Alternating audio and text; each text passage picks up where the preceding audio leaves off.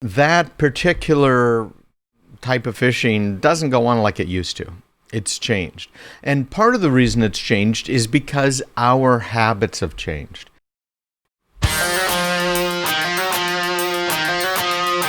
Hello, everybody. Welcome back. Craig Peterson here. Glad you can join us today.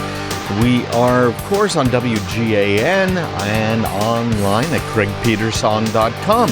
Right now, I want to talk a little bit about a problem that you might not be aware of. You've probably heard of phishing, and then I talk about that all the time. That's the PHISHING, and that's where someone sends you an email pretending to be someone that they're not, trying to get you to do something. So oftentimes it looks like it's from your bank, or maybe a bank you used to have dealings with, and they try and get you to click on something, and that might cause you to download and install something, and now all of a sudden you are hacked.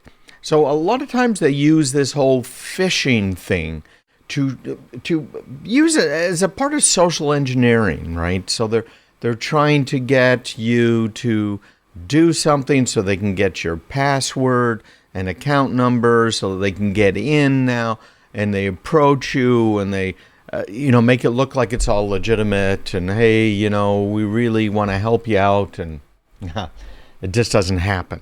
So that's kind of what phishing is about. And if I'm not clear, if you're still wondering what that is, just think of that good old standby, right? The Nigerian prince scam from all those years ago that I wrote some software to help stop, actually, some filters. But that particular type of phishing doesn't go on like it used to.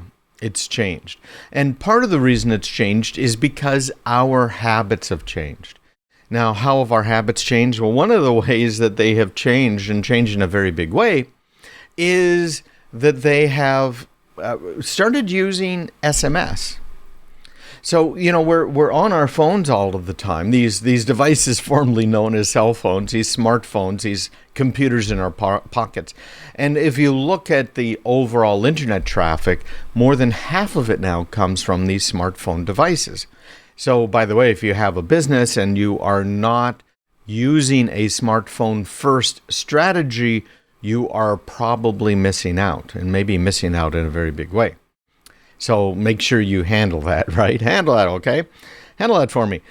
So smartphones are a very big deal. Well, the bad guys aren't stupid. They're just greedy and maybe even a little bit lazy. And that's where we get into this whole concept now of switching from email, where they're sending you a phishing email trying to get you to do something, to today, where they have switched over to SMS, where they are trying to get you to do something based on a text they send you.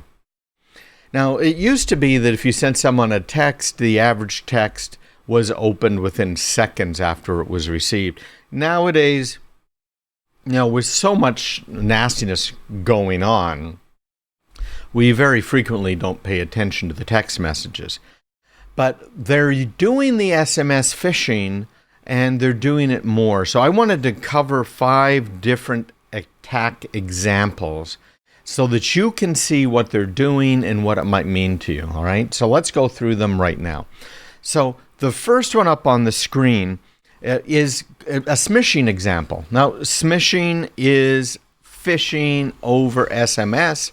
SMS is, of course, texting. It's the simple messaging system, I think is what it was called, okay?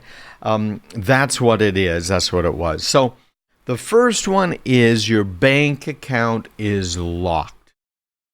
So you'll get a text message. It looks relatively legitimate, and it'll say and the biggest example out there right now is the one that's up on my screen. You can see this, by the way, by going to craigpeterson.com/YouTube, or craigpeterson.com/Facebook if you're a Facebook user. You can see all of the video from today's show. But it'll say from U.S. Bank, subject U.S. Bank, unusual activity, and it'll tell you your account has been frozen. And it wants you to unlock it. You want to go to a URL. Now, they're not getting terribly fancy with most of these URLs. And in this particular smishing case, it's taking them to their site and then it has a question mark US Bank. So you look at it and say, oh, well, this is from US Bank. I'm going to the US Bank website. I can click on that. Not so fast. This is not US Bank's URL at all. In fact, when you're looking at a URL, which of course is what the browsers use to get you somewhere, the question mark just means pass this through to the program that's running on the original website. So there you can use it as a tracker saying, oh, wow, our US Bank smishing attacks are working really well right now, much better than the XYZ Bank. So we're going to send out more of them with the US Bank. Okay, so that's after that question mark in this case is used for tracking. It's not always used for tracking, right? There's very good legitimate uses. Not that tracking's not a legitimate use, but in the case of bad guys, it's illegitimate. So that's number one. Number two is an urgent message about your credit card. And in this case, it's claiming to be from American Express.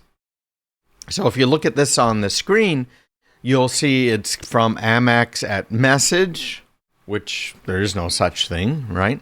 And it's got a card alert. And notice the URL on this. It's http://www.americanexpress-message.com. So let's break down that URL for a little bit here. First of all, it's HTTP and not HTTPS. Now, really, that doesn't matter a whole lot to you if it's a scammer. Because what they're trying to do most likely is avoid some of the trackability that's inherent in an HTTPS request.